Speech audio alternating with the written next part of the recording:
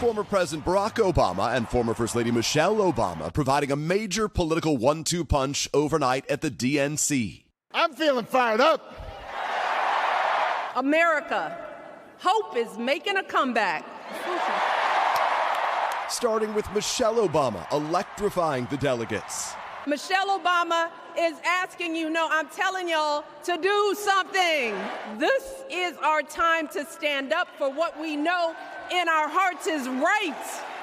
To stand up, not just for our basic freedoms, but for decency and humanity, for basic respect, dignity, and empathy, for the values at the very foundation of this democracy.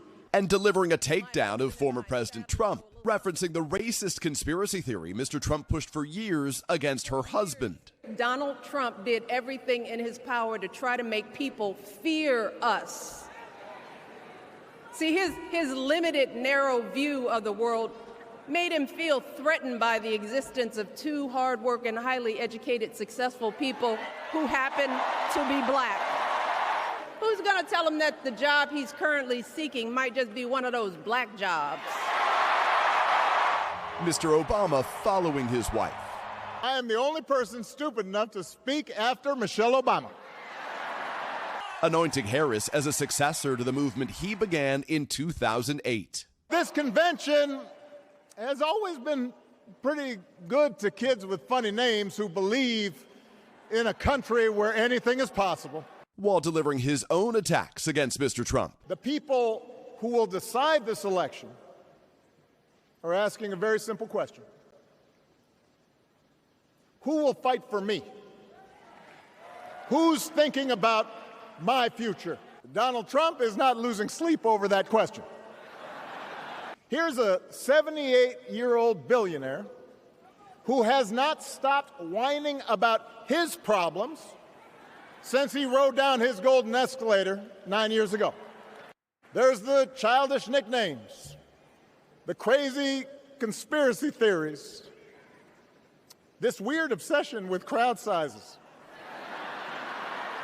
The Obama speeches following a heartfelt address from the vice president's husband, Doug Emhoff, discussing what he called their blended family and describing his first awkward phone call to Harris.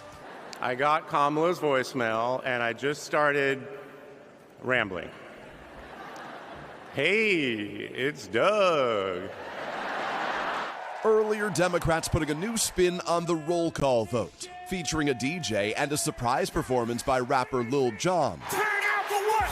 The vice president speaking from a packed Milwaukee arena, the same venue where Donald Trump recently accepted the Republican nomination. We are so honored to be your nominees. Mr. Trump campaigning in Michigan, leveling some attacks against Harris. She is so far left that nobody can even imagine. Back in Chicago, the Democratic Party's stars were preparing their rousing endorsement of Vice President Harris. Also overnight, another round of protests leading to arrests outside the arena after a pro-Palestinian group with militant leanings led several hundred demonstrators on an improvised path through the streets of Chicago here where police had tried to block them. But back here inside the arena tonight, it will be Tim Walz' home state, Minnesota, where a lot of the noise comes from this evening. And also one of the moments that really struck me last night, Savannah, came during Barack Obama's address. The crowd at one point sort of picking up with an organic reaction to some of his words, saying, yes, she can, repeating a line that he first made famous with, yes, we can. A Harris ally telling me, don't be surprised if you hear that on the trail again. Savannah, back to you. The passing of the rhetorical torch there, Peter. Thank you so much. Hey, thanks for watching. Don't miss the Today Show every weekday at 11 a.m. Eastern, 8 Pacific on our streaming channel, Today All Day. To watch, head to today.com/allday or click the link right here.